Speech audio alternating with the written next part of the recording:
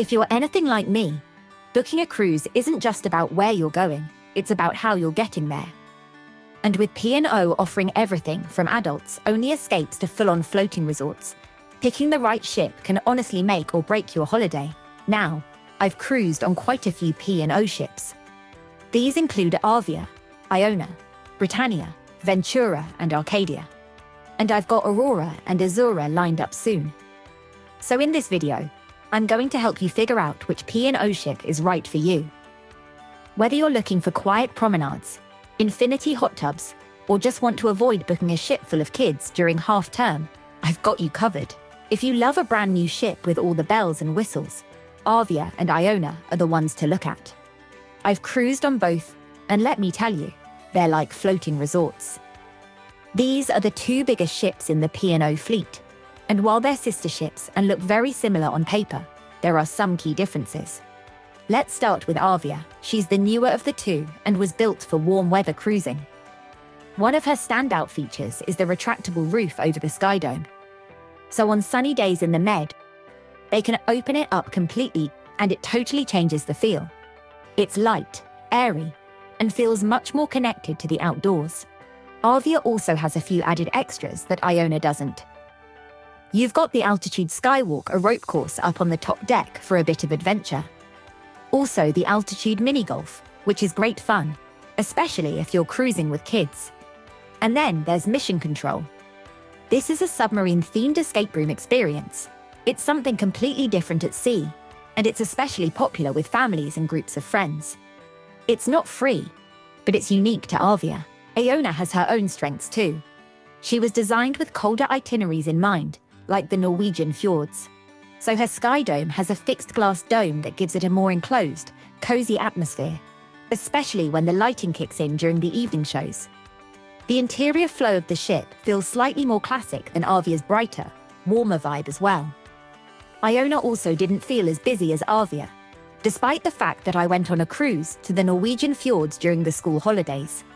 Both ships offer loads of included dining, like the main dining rooms, the Keys, Horizon Buffet, and Taste 360. However, Arvia has the 6th Street Diner, serving up burgers, shakes, and American-style comfort food, all included instead of one of the main dining rooms. Iona also still has the Olive Grove, with a full Mediterranean food menu, whilst Arvia has recently changed the Olive Grove to offer the main dining room menu, with a small Mediterranean menu. There are lots of extra charge restaurants to choose from on both ships as well, including the Keel and Cow, Epicurean, Sintu, Glass House, and the Beach House. Arvia also has Green & Co., a vegan and Asian fusion restaurant, and one of the real benefits of choosing one of the larger ships is the food choice.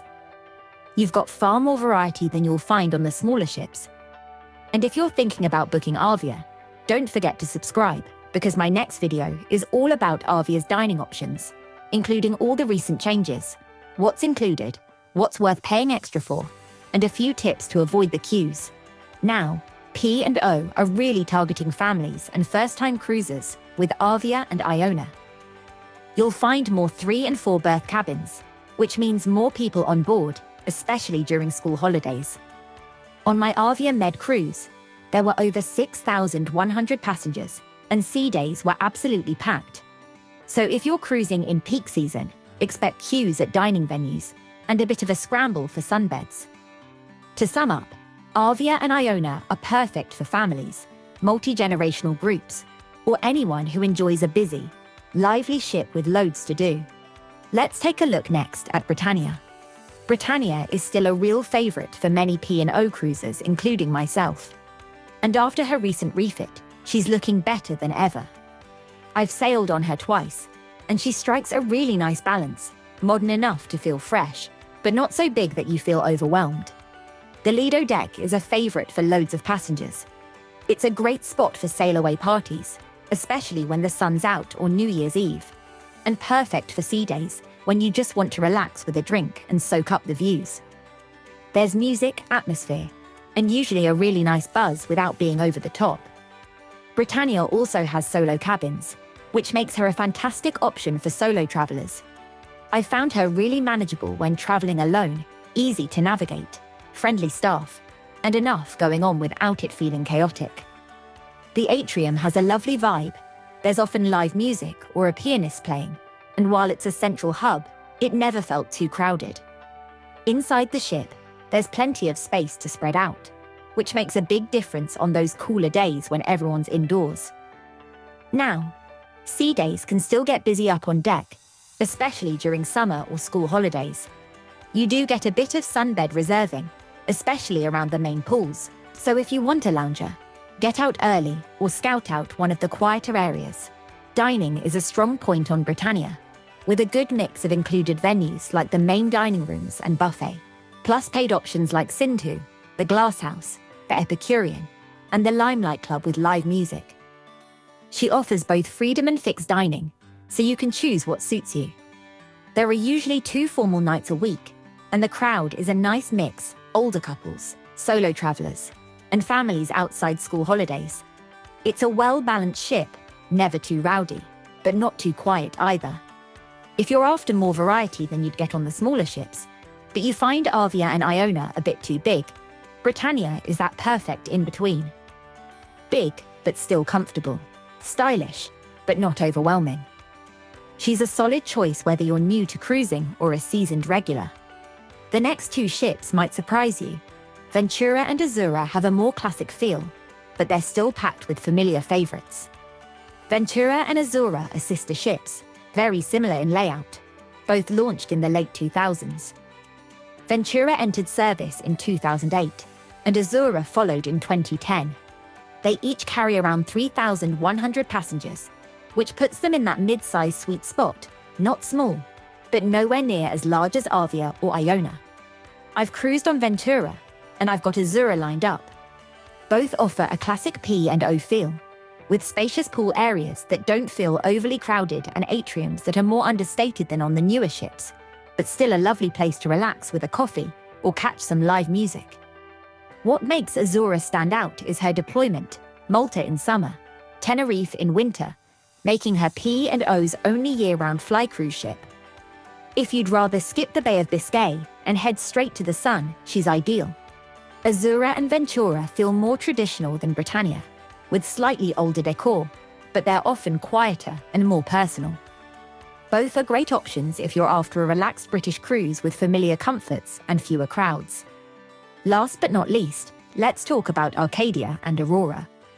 Both are adult-only ships with a more traditional feel, and if you're after quieter sailings and unique itineraries, these might just be the hidden gems of the P&O fleet. Both carry under 2,000 passengers, so it feels more intimate, with fewer crowds and a calm, classic onboard vibe. I've cruised on Arcadia recently in the Baltics, and I've got Aurora booked for a longer itinerary to Cape Verde and Morocco in 2027. That's the big appeal.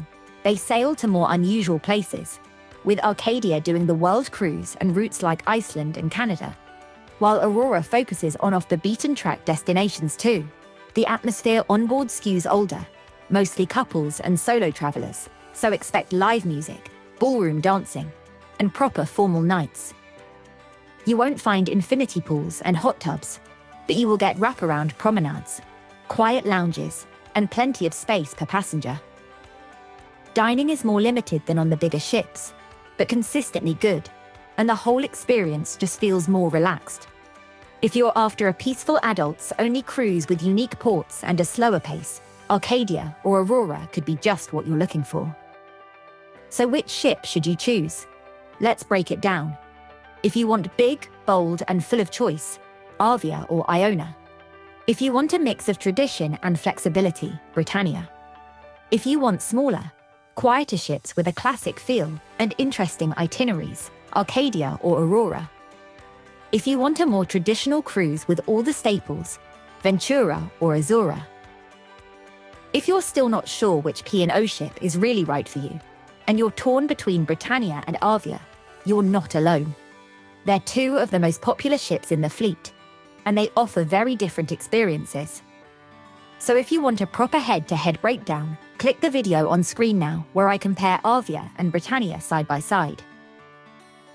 And let me know in the comments, which P&O ship do you prefer? Or are you thinking of booking one soon? I'd love to hear what you're leaning towards.